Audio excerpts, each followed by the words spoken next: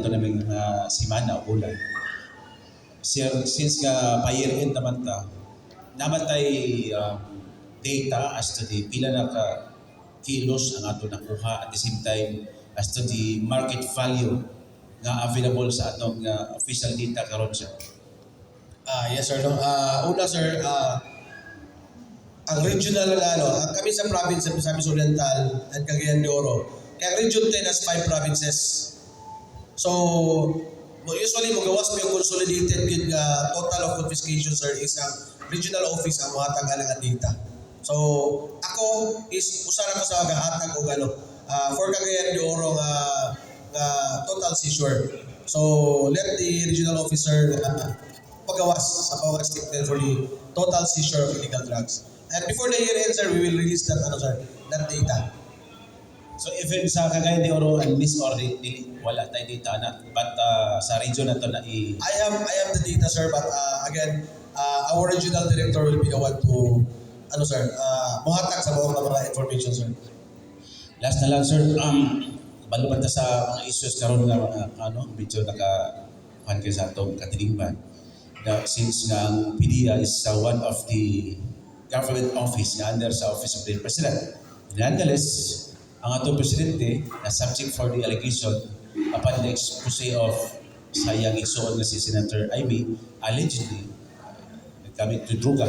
So since ang PDEA is main government office as of the conduct of the anti-drugs operation, sa impact ni ini sa inyo din sa lower level nga atong presidente nga supposedly mo'y atong pinaka-boss as the conduct sa drug clearing din sa atong tanan.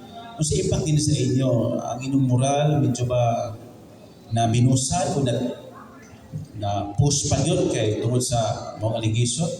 Kung sa impact din sa inyo as a whole, sir?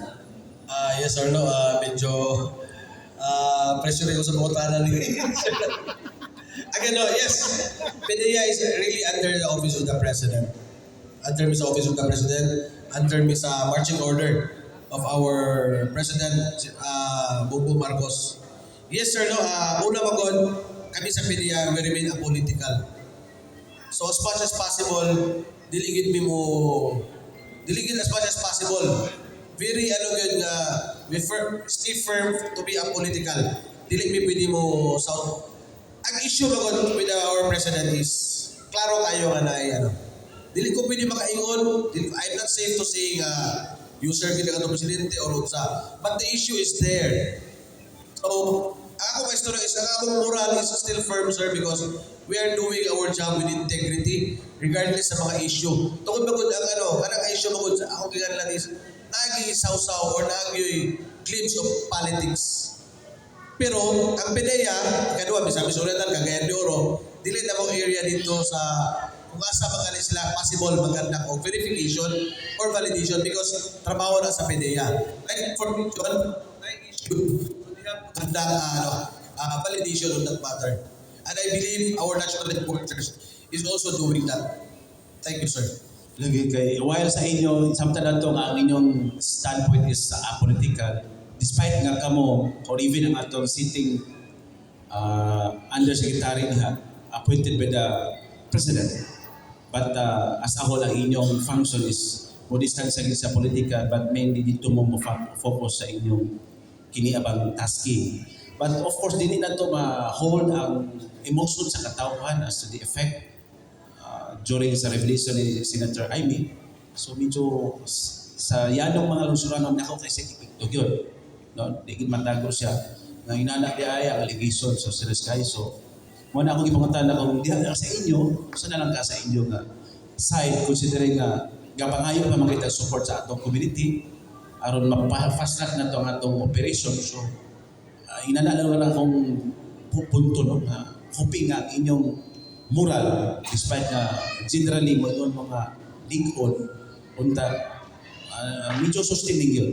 Kay mamaya itong toyo na mahimong kung di man kita zero drugs at least ma-minus-minusan, sir. Yes, sir.